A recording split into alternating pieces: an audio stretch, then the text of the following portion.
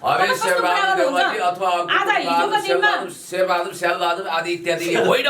यो देशको सारा विकास गर्ने भनेको महान नेपाली जनताले, महान नेपाली जनता, महान नेपाली जनताले गर्दा यो देश बचेको छ, विकसित भएको छ। जनता जनार्दन हुन्, जनता भगवान हुन्। जनता भन्दा ठुलो कुनै पनि छैन। सबै जनताले सेवा सोच्नु भएको खोइ त तपाई नेता भएर हिँड्नुहुन्छ, खोइ जनताको लागि के गर्नुभयो त तपाईँले आजसम्म? शेरबहादुरले स्यालबहादुर भनिदिनु भयो। मान्छेले आफू जस्तो अरूले पनि त्यस्तै देख्छ नि त, त्यही भएर भन्नु शेरबहादुर देउवा अहिलेको सम्माननीय प्रधानमन्त्री हो। तपाईँले सम्मान गर्नुपर्छ, तपाईँले रेस्पेक्ट गर्नुपर्छ। यो देशको अभिभावक हो, यो देशको अभिभावक हो दाइ।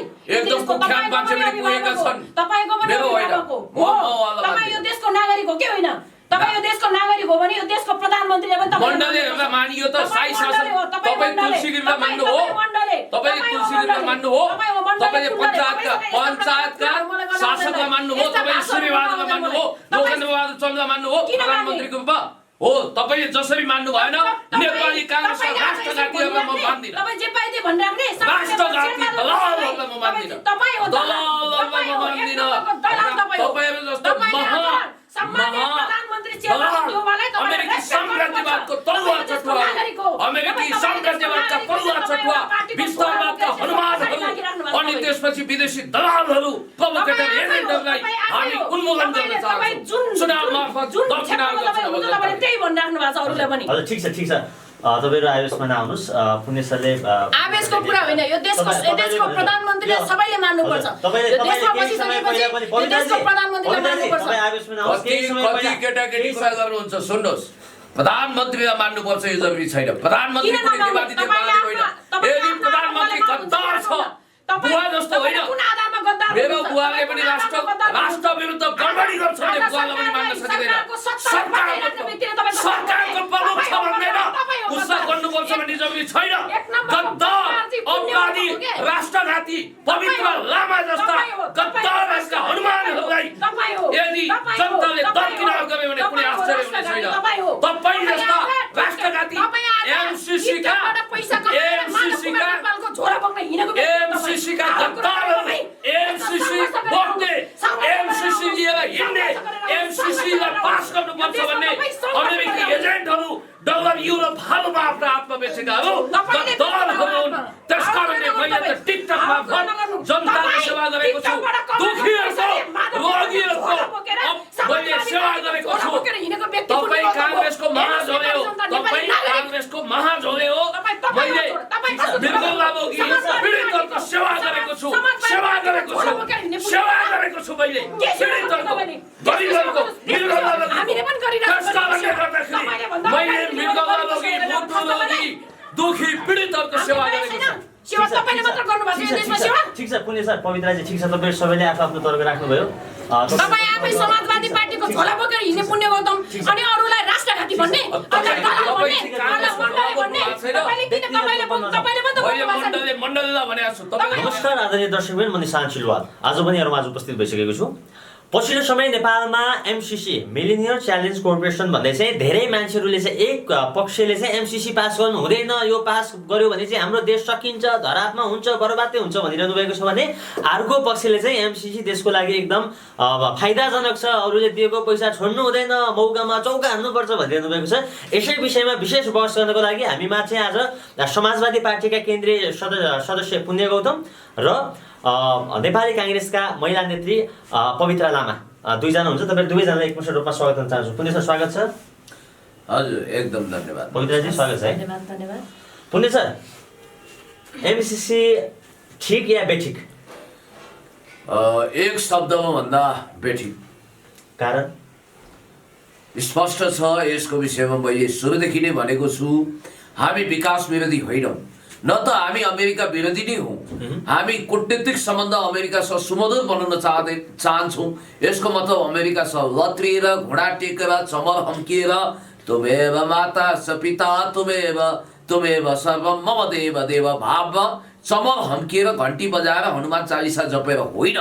हामी हाम्रो स्वतन्त्र परराष्ट्र नीति बचाएर, हाम्रो असंलग्न परराष्ट्र नीति र पञ्चशीलतामा आधारित भएर र हाम्रो विकास योजनामा कुनै पनि सैन्य रणनीति नमिसाएर र सैन्य रणनीतिको हिस्सा बनेको मिलेनियम च्यालेन्ज कर्पोरेसन यानी कि एमसीसी जसले नेपालको स्वतन्त्र सार्वभौम अस्तित्वमाथि धावा बोल्छ र चीन र अमेरिका बीचको जुन द्वन्द्व छ त्यसको परेड ग्राउन्ड साँडेको जुदाईमा बाछाको मिचाइ भोगेर नेपाललाई द्वन्द्वग्रस्त बनाउन सक्छ, अर्को भाण्ड बनाउन सक्छ। त्यसकारणले गर्दाखेरि हामी गुन्द्रुकको झोलमा इज्जत फ्याँक्नु हुँदैन। नेपालले पैसाको लोभमा नेपाललाई अन्तर्राष्ट्रिय द्वन्द्वको अखडा परेड ग्राउन्ड बनाउनु हुँदैन भनेर हामीले भनेका छौँ। यो हामीलाई सैन्य रणनीतिसँग जोडिएको इन्डो पेसिफिक स्ट्राटेजीसँग हिन्द प्रशान्त रणनीतिसँग जोडिएको कुनै पनि सहयोग परियोजना अहिले स्वीकार्य छैन। हुन्छ सर, पवित्रजी, नेपाली काङ्ग्रेस अहिले सत्तामा छ। केही समय पहिला मात्रै नेपाली काङ्ग्रेसको अधिवेशन भयो, शेरबहादुर देउवाजी विजय पनि हुनुभयो होइन? अब एमसिसी ठिक या बेठिक तपाईँको शब्दमा चाहिँ के? पहिलो कुरा चाहिँ अब तपाईँले भनिहाल्नुभयो होइन, अहिले पार्टी सभापतिमा सम्मानीय प्रधानमन्त्री शेरबहादुर देउवाजी चाहिँ विजय पनि हुनुभएको छ भर्खरै मात्र होइन, 1-2 घन्टा भयो। उहाँलाई चाहिँ बधाई तथा कार्यकालको शुभकामना पनि दिन चाहन्छु। र एमसिसीको विषयमा अहिले तत्काल अब ठिक बेठिक भनेर जज गर्न मैले मिल्दैन। अनि त्यही भएर चाहिँ के भन्न चाहन्छु भने म चाहिँ अहिले एक थरी होइन, तपाईँ त एउटा काङ्ग्रेसको नेत्री हुनुहुन्छ, तपाईँले चुनाव उठ्दै हुनुहुन्छ के तपाईँ प्रदेशपट्टि होइन? हजुर, म प्रदेशपट्टि तपाईँ एउटा प्रदेशदेखि चाहिँ तपाईँ निर्वाचित भएर आएको उम्मेदवार हजुर हुनुहुन्छ। तपाईँले अहिले ठ्याक्कै भन्न मिल्दैन भनेर तपाईँले भन्ने चाहिँ कहिले पवित्रजी? होइन, मैले त भनिरहेको छु होइन। अहिले अब जति अभियन्ताहरू हामी विकास विरोधी होइनौँ भनेर अघि दाइले भन्नुभयो होइन, र एमसिसी के को लागि भन्दाखेरि त यो देशको विकासको लागि हो नि त होइन। हामीले अनुदान लिन लागेको त यो देशको विकासको लागि। हामी विकासको हिसाबले हेर्ने हो भने नेपाल अति नै के अरे पछाडि परेको छ होइन। यो अवस्थामा चाहिँ देशको विकासको लागि चाहिँ हामीलाई एमसिसी केही मात्रामा ठिक होला भन्ने पनि एकतर्फको व्यक्तिहरूले छ होइन। र एकतर्फका व्यक्तिहरू अहिले सडकमा आइराख्नु भएको छ, कतिपय नागरिकहरू, देशलाई माया गर्ने व्यक्तिहरू चाहिँ जो चाहिँ एमसिसी पास गर्नु हुँदैन, एमसिसी देशको अहितको लागि छ भनेर भनिराख्नु भएको छ होइन। पहिलो कुरा चाहिँ हामी सबैजनाले एमसिसी के हो भनेर बुझ्न जरुरी छ क्या। कतिले थाहा नै छैन। आज सडकमा 2 जना लिडरले तानेर होइन जिन्दाबाद मुर्दाबादको नारा लगाउनलाई जतिजना सडकमा उतार्नुहुन्छ नि व्यक्तिहरू, उहाँहरूलाई एमसिसी भनेको के हो भन्दाखेरि पनि थाहा छैन कि। खोइ के हो, देश बिच्न लागिसक्यो अरे, यहाँ त बाघ आउन लागेर हाम्रो देशमा सक्यो अरे देश त, त्यही भएर आएको हामी त भनेर भन्नुभएको छ कि। एमसिसी के भनेर थाहा नै छैन। त्यो पहिलो कुरा नेपाल सरकारले एमसिसी के हो भनेर नेपाली जनतामा बुझाउन जरुरी छ पहिलो कुरा होइन। त्यसपछि चाहिँ जनताले एकपटक मूल्याङ्कन गरेर जज गर्नुपर्छ कि एमसिसी कतिको ठिक छ, हाम्रो देशको हितको लागि छ कि देशको अहितको लागि छ भनेर। र कतिपय बुदाहरू पनि सार्वजनिक भइसकेको छ। बुदागत रूपमा पनि विभिन्न व्यक्तिहरूले चाहिँ जज गरिराख्नु भएको छ एमसिसी ठिक छैन भनेर होइन।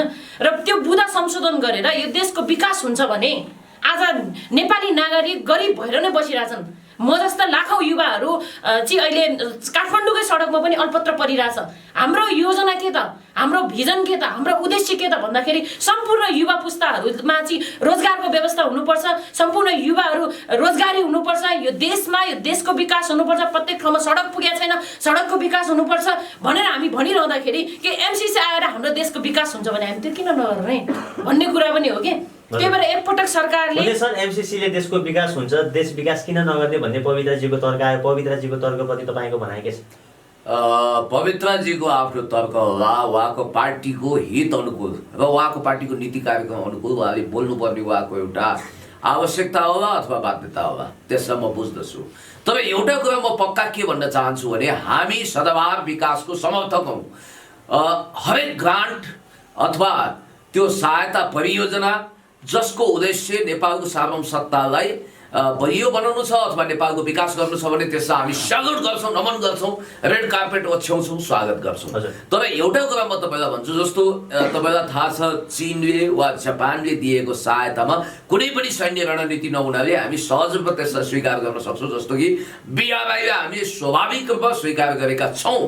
यसको मतलब म यहाँलाई के निवेदन गर्न चाहन्छु भने अमेरिका यदि नेपालको यो दुःख गरिबी पीडा सबै देखेर आक्रान्त आकुल व्याकुल भएर कुनै कृपालजी महाराज पल्टिएर दयावन्त बनेर नेपालमा विकासको मूल्य फुटाउनको लागि ऊ आएको हो भने उसले सहस्राब्दी विकास परियोजना अन्तर्गत युनाइटेड नेसन मार्फत सहयोग गर्न सक्थ्यो, त्यो गरेन किन? दोस्रो, हामी 50 करोड अमेरिकी डलर यानि कि 54 अर्ब नेपाली रुपियाँ बराबरको अनुदान लिँदाखेरि त्यहाँनिर नेपालले 18 अर्ब जति आफैले कन्ट्रिब्युसन गर्नुपर्ने अवस्था छ र राष्ट्रिय ढुकुटीबाट त्यो बजेट जान्छ। यसलाई फेरि संसदले पास गर्नुपर्छ, यसलाई फेरि सरकारले अनुमोदन गर्न हुँदैन भन्ने बित्तिकै यसलाई संसदले प्रचण्ड बहुमतले पास गर्नुपर्ने एउटा बाध्यता छ, ताकि सरकार अदल बदल भयो भने पनि यसको ओनरसिप देशले लिइराखोस् भन्ने उद्देश्य छ। श्रीलङ्काले जसरी तपाईँलाई थाहा छ लिपरेसन टाइगर्स अफ तमिल इलमलाई समन गर्ने, लिट्टीलाई समाप्त गर्ने अहिलेको सरकारका प्रधानमन्त्री महेन्द्र राजापाक्षेले नो थ्याङ्क्स भन्नुभएको छ। म तपाईँलाई एउटा कुरा स्पष्ट रूपमा भन्न चाहन्छु, किन अमेरिका यसरी आयो। 2008 मा पहिलोचोटि मैले आर्टिकल लेखेको थिएँ तरुण भन्ने पत्रिकामा मिलेनियम च्यालेन्ज कर्पोरेसनको विषयमा। साङ्गो पाङ्गो अहिलेका हाम्रा जति पनि साथीहरू हुनुहुन्थ्यो सडक आन्दोलनमा हुनुहुन्छ, उहाँहरू त झुम्राको बल, भाँडाकुटी अथवा झुम्राको पुतली खेलिरहनु भएको थियो होला, त्यस्तो लाग्छ मलाई। त्यो आर्टिकल म सो गर्न सक्छु तपाईँलाई। मैले त्यतिखेरै के भनेको थिएँ भने 2006 मा हुनुपर्छ मेक्सिकोमा ब्याङ्कहरूको ग्लोबल समिट भएको थियो र त्यसमा तत्कालीन अमेरिकी राष्ट्रपति जर्ज बुशले के भन्नुभएको थियो भने अब अमेरिका वास्तवमै संसारभरि लोकप्रियतावादी मान्यता अनुरूप मिलेनियम च्यालेन्ज कर्पोरेसन अन्तर्गत अगाडि बढ्छ। त्यतिखेर इन्डो पेसिफिक भन्ने थिएन, एसिया पेसिफिक स्ट्राटेजी भन्ने थियो र पहिलोचोटि मडागास्कर भन्ने देशबाट त्यो सुरु गरियो। अहिलेसम्म 49 देशमा लागू गरियो। केवल एकाध देश बाहेक सबैको अनुभव एकदमै अप्रिय छ। फेरि म यो भन्न खोजेको छैन रातारात अमेरिकी सैन्य ट्याङ्क यहाँ आउनेछन्, इन्टरकन्टिनेन्टल ब्यालिस्टिक क्षेपणास्त्र खस्नेछ, देशहरूको अफगानिस्तान हुनेछ, यहाँ छोरीबेटीको तत्काल बलात्कार हुनेछ, रगतको खोलो बग्नेछ, त्यो होइन। अमेरिका यसरी आउँछ कि सियो भनेर पस्छ, मुसल बनेर निस्किन्छ, 303 को गोली जस्तो सानो भाङ पार्छ, यति ठुलो भाङ पारेर निस्किन्छ। त्यस कारणले गर्दाखेरि तपाईँलाई म स्पष्ट रूपमा भनौँ कि जस्तो 5-6 वटा बुदा, उहाँले बुदाहरूको विषयमा पनि भन्नुभयो, त्यसमा एमेन्डमेन्ट गर्न अमेरिका पटक्कै तयार छैन। फेरि कतिपय साथीहरूले के भनिरहनु भएको छ भने यो एमसिसी भनेको इन्डो पेसिफिक स्ट्राटेजीको हिस्सा होइन। म तपाईँलाई सम्झना गर्न चाहन्छु 2018 मा तत्कालीन अमेरिकी विदेश मन्त्री माइक पोम्पियोले स्पष्ट रूपमा इन्डो पेसिफिक स्ट्राटेजी अन्तर्गत मिलेनियम च्यालेन्ज कर्पोरेसनको सहायता परियोजना संसारभर अगाडि बढाइएको हो भनेर क्याटागोरिकली त्यो त्यहाँको स्टेट डिपार्टमेन्टको वेबसाइटमा राखिएको छ। त्यो मैले स्क्रिनसट पनि गरेर योभन्दा अगाडि देखाइसकेको छु। र तपाईँलाई एउटा कुरा म स्पष्ट के भन्छु भने भारतले अहिलेसम्म एमसिसीलाई करार गरेको छैन। किन होला त? र अर्को कुरो, यो एमसिसी आउँदैमा आकाशै खसिहाल्ने, धरती नै फाटिहाल्ने, 10 रेक्टर स्केलको भूकम्प आउने पनि होइन। यो आउन साथ चकाचौध विकासको मूल फुट्ने पनि होइन। फेरि तपाईँलाई यो कुरा पनि थाहा छ कि दुनियाँमा कुनै पनि मगन देश सुनको कमण्डलुमा भलै भिख मागे पनि धनी भएको छैन। हामी स्वरोजगारी सृजना गर्नुपर्छ, देशमा विकासको मूल फुट्नुपर्छ। अलिकति मैले तपाईँलाई भनिसकेपछि उहाँले बाँकी कुरा भन्नुहुनेछ र मैले तपाईँलाई स्पष्ट के भनौँ भने BRI को सौताको रूपमा बेल्ट एन्ड रोड इनिसिएटिभलाई हर्डल गर्नको निम्ति फेरि तपाईँलाई 4-5 वटा कुरा थाहा छ। अमेरिकाले बौद्धिक सम्पत्तिमाथि नेपालको अधिकार अग्राधिकारलाई समाप्त गर्छ, उसले त्यो बौद्धिक सम्पत्तिमाथि आफ्नो अग्राधिकार स्थापित गर्छ। दोस्रो कुरो, हुन त MCA अन्तर्गत त्यो करिब मिनी क्याबिनेटमा गइसकेको छ। मिलेनियम च्यालेन्ज अकाउन्ट अन्तर्गत त्यसको अफिसमा पनि तालाबन्दी गर्नुपर्ने आवश्यकता भइसकेको छ। र अर्को कुरो म तपाईँलाई भन्न चाहन्छु कि मिलेनियम च्यालेन्ज कर्पोरेसन को अनुमोदन भारतले गर्नुपर्ने छ योजनाको। हाम्रो योजना हामी छनौट गर्छौँ। हामीलाई सडक चाहिएको हो कि बिजुली चाहिएको हो कि इन्फ्रास्ट्रक्चर डेभलपमेन्ट चाहिएको हो कि हामीले हस्पिटलहरू खोल्नुपर्ने हो कि शिक्षालय क्याम्पस कलेज स्कुलहरू खोल्नुपर्ने हो कि हाम्रो विकासको प्रायोरिटी सेटिङ हामीले गर्न पाउनुपर्छ भन्ने मान्यता हामी स्वतन्त्र राष्ट्रको हैसियतले गर्न पाउँदैनौँ। उसले भनेको छ ट्रान्समिसन लाइन विस्तार, सडक विस्तार। त्यस कारणले गर्दाखेरि ढल्की तपाईँलाई एउटा कुरा भन्छु, भारतले नेपाल कसैको पनि सेटेलाइट देश स्टेट होइन, कसैको पनि तपाईँको कोलोनी होइन। त्यस कारणले गर्दाखेरि हामी असङ्गठन उपराष्ट्र नीति र पञ्चशीलतामा विश्वास गर्छौँ। हामी कतै ढल्किँदैनौँ, कोल्टिँदैनौँ। हामी भारत परस्त पनि होइन, अमेरिका परस्त पनि होइन, चाइना परस्त पनि होइन, उनीहरूको विरोधी पनि होइन। त्यस कारणले गर्दाखेरि सिधा भाषामा भन्नुपर्दा देश जनता विकास समृद्धिको पक्षमा यदि तपाईँ अगाडि बढ्नुहुन्छ भने, अन्याय अत्याचार भ्रष्टाचार विसङ्गति विरुद्ध अगाडि बढ्नुहुन्छ भने, राष्ट्रिय सार्वभौम सत्तासँग अनन्य रूपमा आन्ध्रा सालनाल जोडिएको कुनै पनि विकास परियोजनालाई हामी अस्वीकार गर्दैनौँ। तर त्यसमा सैन्य रणनीति छ भने, यो देशलाई परेड ग्राउन्ड बनाइन्छ भने हामीलाई किमार्थ त्यो स्वीकार्य हुने छैन। हजुर पुलिस सर, नो एमसिसी। हजुर पवित्रजी, हजुर नेपाली काङ्ग्रेसको सरकार छ, एमसिसी लागू गर्नुपर्छ भनेर तपाईँका नेताहरूले भनिरहनु भएको छ, हैन भनेको स्पष्ट रूपमा सुनि केही समय पहिला भनिरहनु भएको थियो एमसीसी राम्रो हो जनताको कुरा पनि सुनिराख्नु भएको छ उहाँहरूले। हजुर र पुण्य सरले भर्खरै भन्नुभयो कि सुनको कचौरामा मागेर चाहिँ कुनै पनि माग्ने धनी हुँदैन भन्नुभयो। धनी भइन्छ सुनको कचौरा लिएर मागेर बस्ने हो? माग्ने त अहिले सबैजना माग्ने नै भइरहेछ होइन यो देशमा। त्यही माग्ने भएको कारणले नै यो देशको विकासको लागि एमसीसी ल्याउनुपर्छ भनेर सरकारले भनिरहेको छ। कसरी सबै माग्ने कसरी भयो? अब सबैजना मागिँदा रहेछन् आफ्नो ठाउँ। अब जस्तै पुण्य दाइले भन्नुभयो यति धेरै देशको विकास देशको समृद्धिको लागि बोलिराख्नु भएको छ होइन। र म अब पुण्य दाइबाट सुरुमा अब म दाइबाटै जाउँ होइन। दाइलाई सुरुमा देख्दाखेरि चाहिँ एउटा राजनीतिक पार्टीबाट आएको एउटा बौद्धिक लेभलको व्यक्ति, यो देशको चिन्ता गर्ने व्यक्ति, देश र समाजको लागि देश र जनताको लागि राख्नु भएको व्यक्ति। पहिला त युट्युबमा दाइ धेरै आउनुहुन्थ्यो होइन। त्यो समयमा पनि हामीलाई एउटा आश लागेको थियो कि अब दाइले चाहिँ यो देश र जनताको लागि के गर्नुहुन्छ, देशको विकासको लागि जनताको हितको लागि के गर्नुहुन्छ भन्ने त्यो एउटा आशा थियो नि त दाइमाथि, एउटा आस्था थियो नि त। तर अब पछिल्लो समय चाहिँ दाइ चाहिँ होइन देश र जनताको हितको लागि देशको विकासको लागि जनताको हितको लागि भन्दाखेरि पनि बढी टिकटकमा बढी बिजी देखिरहेको छ हामीले पछिल्लो समय दाइ होइन। त्यही भएर चाहिँ अब दाइले यति धेरै विकासको कुरा गरिराख्नु भएको छ, नो एमसीसी भनिराख्नु भएको छ। दाइले यो जनताको अलिकति भनौँ न सेम्फ्यादी बटुल्नको लागि पनि भनिरहेको कि जस्तो चाहिँ मलाई फिल भयो है दाइले त्यो भनिरहँदाखेरि चाहिँ होइन। मैले भनेको गलत पनि हुनसक्छ है दाइ, मेरो आफ्नो व्यक्तिगत विचार हो होइन। त्यही भएर चाहिँ दाइ साँच्चीकै देशको विकास चाहनुहुन्छ, देशको समृद्धि चाहनुहुन्छ तपाईँले होइन। टिकटकमा दिएको आधी टाइम त उहाँले देशको लागि जनताको लागि पहिला पहिला दाइ नेताहरूसँग देखिन्थ्यो कि होइन, सरकारमा देखिन्थ्यो, सत्तामा देखिन्थ्यो, ए ल देशको लागि यो गर्नु पर्यो त्यो गर्नु पर्यो भनेर उहाँले भिजन सहित उद्देश्य सहित जानुहुन्थ्यो नि त। तर आज त्यो पुण्य गौतम देखिन नि त। आज त्यो पुण्य गौतम त 24 घण्टा टिकटकमा देखिरहेको छु भन्दाखेरि हामी जस्तो व्यक्तिले उहाँबाट के आशा गर्ने क्या? दाइ एउटा लिडर हो नि हैन। दाइले मेरो एउटा सुझाव हो, दाइलाई सुझाव हो है। एउटा कुरो के भने मेरो मुटु रोगी दाइलाई औषधि खुवाउन म ऋणमा टुप्पीदेखि पैतालासम्म डुबेको थिएँ, त्यो ऋण तिर्न प्लस मृगौला रोगी मुटु रोगी अनेक किसिमका पीडित दुखीहरूलाई सेवा गर्नको निम्ति पनि कुनै मेवा भावले होइन, त्यस कारणले ओछ्यानभरि पैसा छर्न होइन।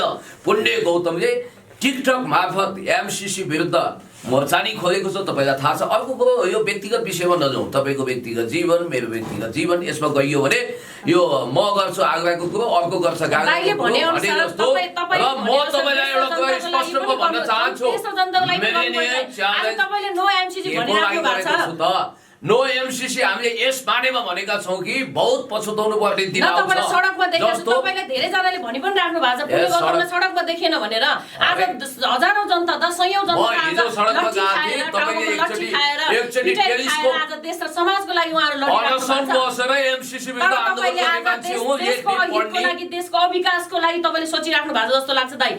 त्यही भएर देशको विकासको लागि देशको समृद्धिको लागि देशको विकासको विरोधी भन्नु खोज्नुभएको तपाईले उहाँले भनिराख्नु भएको त्यही अनुसारले त भनिराख्नु भएको छ त। यदि उहाँ जस्तो व्यक्तिले त एउटा राजनीतिक दलको व्यक्तिले त एमसीसी के हो भनेर बुझाउनु पर्छ नि त नेपाली जनता। जस्तै अघि उहाँले भन्नुभयो एमसीसी आउने बित्तिकै यो देश रगतको खोला बग्छ, यो देशमा यो देशको विकास हुँदैन भनेर भनिराख्नु भएको छ। त्यो हिसाबले भन्नु पर्यो नि त, जनताले बुझाउनु पर्यो के हो एमसीसी वास्तवमा भन्नु पर्दाखेरि उहाँको पनि त दायित्व हो नि। एमसीसी भनेको कुनै तपाईँ हामी जस्तो व्यक्ति तपाईँ हामी जस्तो जनता एउटा गरिब भएर अझ आजसम्म पनि बसिरहेछौँ। आज म जस्तो सयौं लाखौं युवाहरू आज काठमाडौँको गल्ली गल्लीमा सडक सडकमा चोक चोकमा अलपत्र परिरहेछ। तिनीहरू बेरोजगार छन्। तिनीहरूलाई रोजगारको व्यवस्था के हामी टिकटक एक दिन टिकटक लाइभ बसेर कमाएको पैसाले उहाँलाई हामी रोजगार दिन सक्छौँ? सक्दैनौँ नि त। कति दिन तपाईँले गरिराख्नु भएको छ, मैले गरिरहेको छु। तपाईँले भन्दा धेरै वर्ष अगाडिदेखि मैले सामाजिक काम गरिरहेको छु दाइ होइन। बेवारिसी लास जलाइरहेको छु मैले। आफ्नो व्यक्तिगत कुरा होइन के तपाईले मैले भने व्यक्तिगत कुरा राष्ट्रिय चिन्तनमा आएको राष्ट्रको चिन्ता गरेर आएको व्यक्ति हो।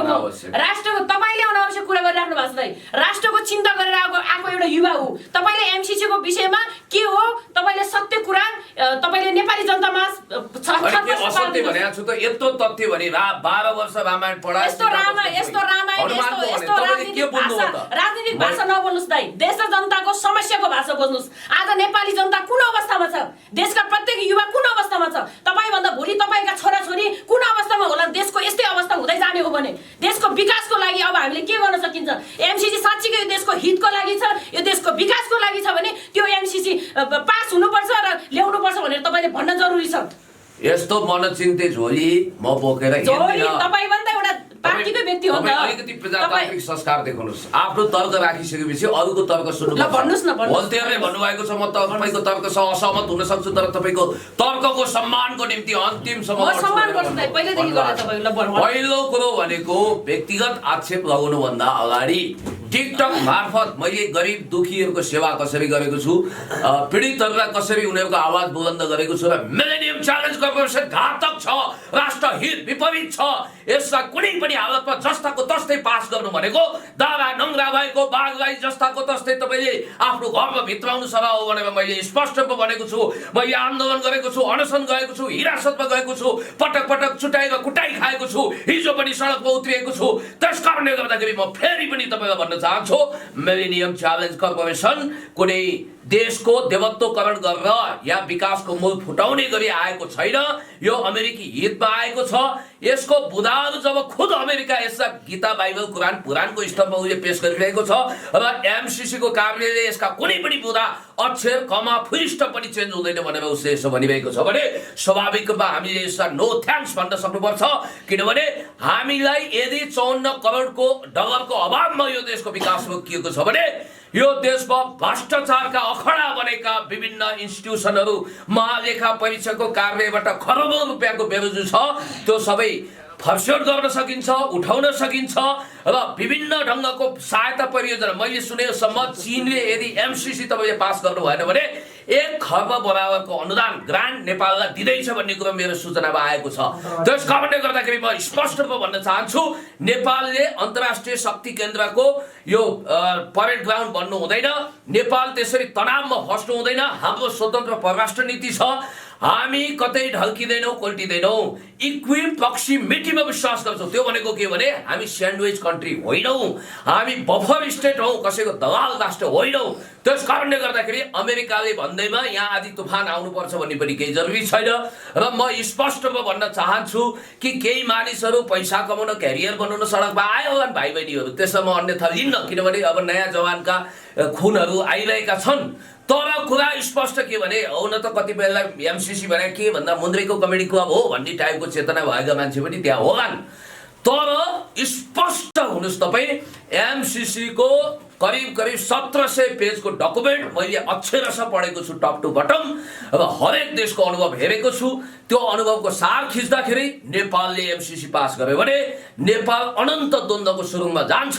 हामी विकास चाहन्छौँ, विकासको मूल फुटाउन चाहन्छौँ, हामी समृद्धि चाहन्छौँ, तर हामी एक हिसाबले भन्नुपर्दा मिठो हुन्छ भन्दैमा क्वाप्प 20 लड्डु खान सकिँदैन। एमसीसी भनेको 20 लड्डु सर हो। र मैले हिज एक्सिलेन्सी अम्बासडर ऱ्यान्डी बेबीसँग आई टु आई कन्ट्याक्ट गरेर यो कुराकानी गरेको छु।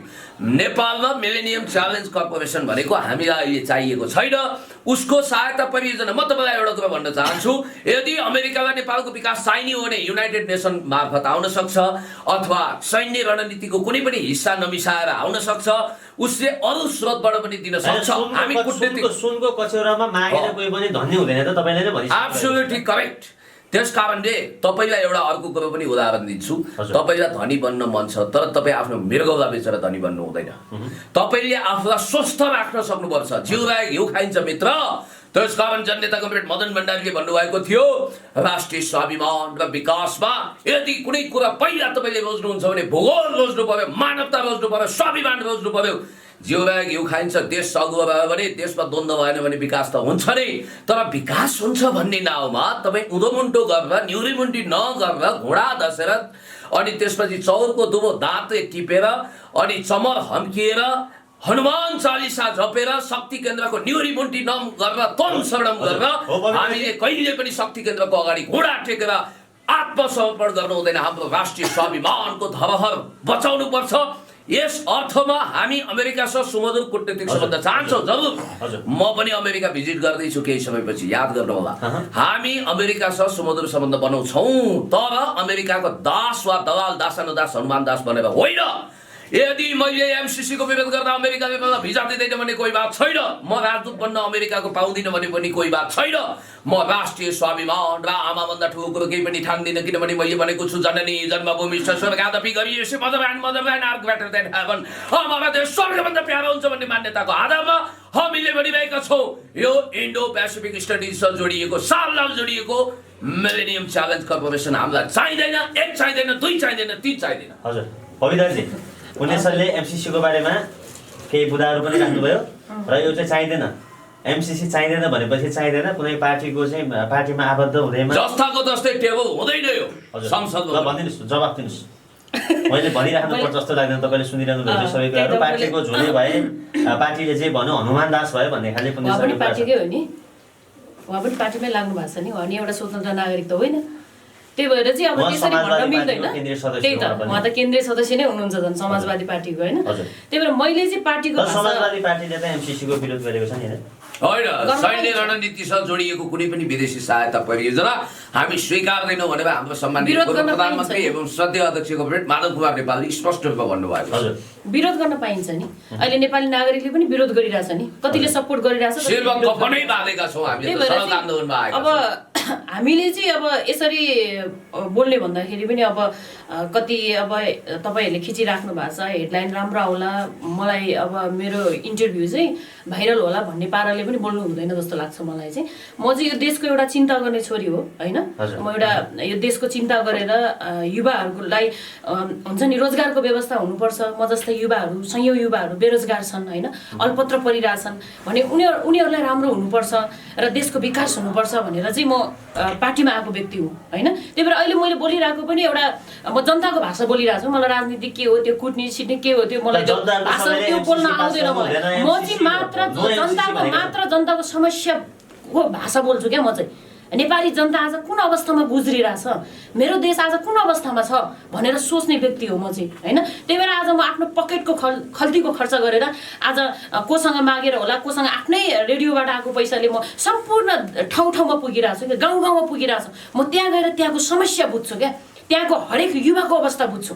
के रहेछ त यहाँ, के रहेछ, मेरो देश त अझै यस्तो छ। आज हामी अलिकति पढे लेखेको अलिकति बुझ्ने मान्छे भएको ठाउँमा त यस्तो छ अवस्था, भोलि मेरा छोराछोरी होलान्, भोलि म पछिका पुस्ताहरू आउलान्, तिनीहरूको लागि हामीले के छोड्ने त, के गर्ने त यो देशमा भनेर भनिरहँदाखेरि आज 80 लाख भन्दा बढी युवाहरू विदेशमा छन्। आज विदेशमा पसिना बगाइरहेछन् होइन, अझै पनि विदेशी निक्रम जारी छ।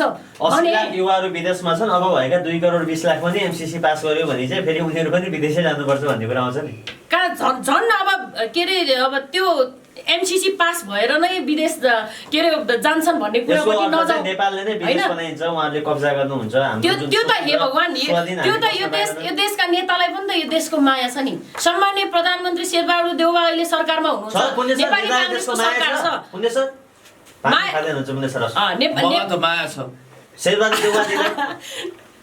शेरबहादुर देउवाजीलाई पनि त माया छ नि, उहाँहरू त कति देश शेरबहादुरजीलाई आरजुजी र जयवीरको बढी माया छ। तपाईलाई पनि त तपाईको श्रीमती छोराको माया छ नि दाइ हैन, त्यसरी भन्न मिल्दैन दाइ।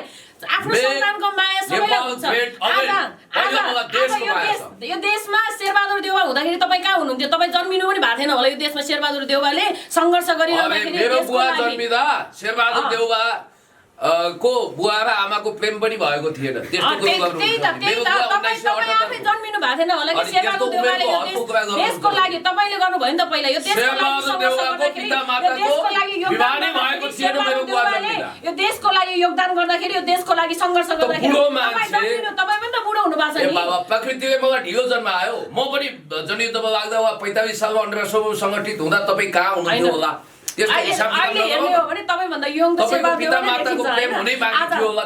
त भने मेरो मम्मी त मेरो आमा त अनि उमेरले गर्छ नि। दाइ तपाईले हँसाउनु भयो कि मलाई। मेरो जिजुबाजे चन्द्र शमशेरको वरिपरि थियो होला, शेरबहादुरका पुस्तक कहाँ थिए मैले हिसाब किताब खोज्दै हिँडेँ। हो तपाईले त त्यही हिसाबले भन्नुभयो नि त त्यही हिसाबले भन्नुभयो नि मान्छे एउटा वैज्ञानिकले भन्नुभएको थियो एउटा उहाँलाई माया छैन यो देशको शब्द के थियो उहाँलाई माया छैन मान्छे वृद्ध चाहिँ मान्छेको उमेर भनेको चाहिँ उमेरले होइन रे कि त मान्छेको सोच्न सक्ने एउटा मानसिक क्षमताले चाहिँ मान्छेको उमेर निर्धारण गर्छ रे। आज यो सरकारले आजसम्म जोगाइराखेको हाछ्यौ गर्दा दाँत खस्छ तिनै कसले भन्नु न यो देशलाई जोगाइराखेको कसले आजसम्म यो देशलाई बलियो बनाइराखेको कसले सरकारलाई बनाइराखेको कसले सत्तामा तपाईँ हुनुहुन्थ्यो सत्तामा त नेपाली जनताको प्रतिनिधित्व आज गर्ने सत्तामा असल ती नेता व्यक्तिहरू नभए नेपाली जनता कहाँबाट उत्पादन हुन्थ्यो त अरे तपाईँ कस्तो कुरा गर्नुहुन्छ अथवा आज हिजोको दिनमा शेरबहादुर स्यालबहादुर आदि इत्यादि होइन यो देशको रक्षा र विकास गर्ने भनेको महान नेपाली जनताले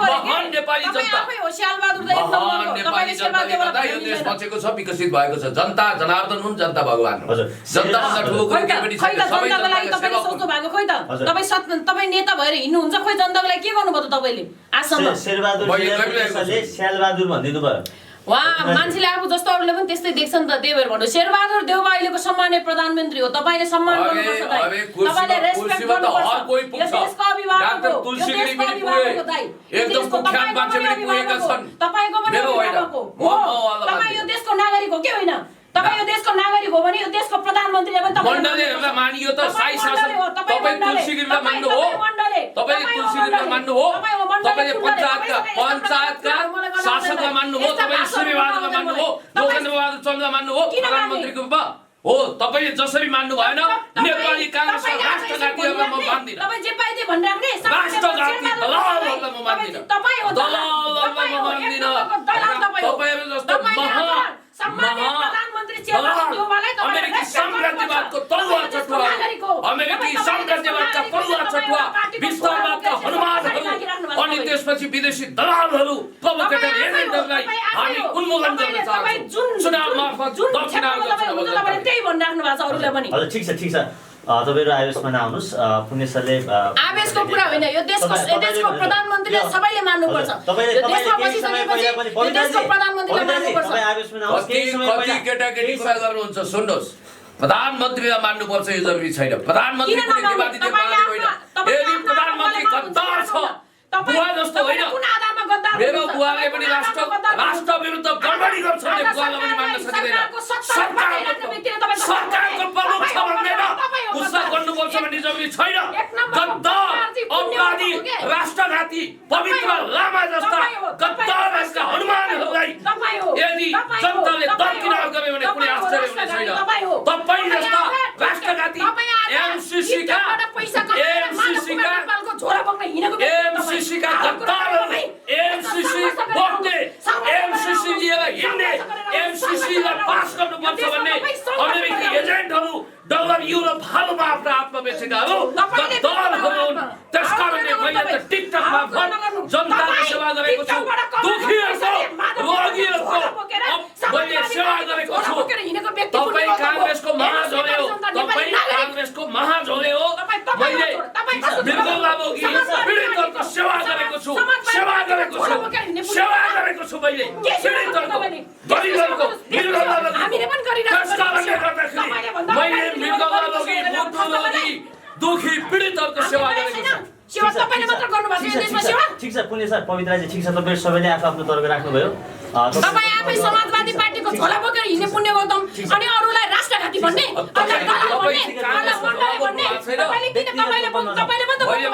मण्डललाई भनेको छु तपाईले भनेको छैन। हस् हामी व्यक्तिगत रूपमा नजाउँ है हामी व्यक्तिगत रूपमा नजाउँ तपाईहरुले आफ्नो प्रतिक्रियाहरू दिनुभयो हामीहरु व्यक्तिगत रूपमा चाहिँ नछिरौँ हामीहरु मुद्दामा कुरा गरौँ है तपाईहरु पुण्य सर पवित्राजी तपाईहरु दुवैले चाहिँ महत्त्वपूर्ण समय दिनुभयो तपाईहरुको समयको लागि धन्यवाद थ्यांक यू सो मच।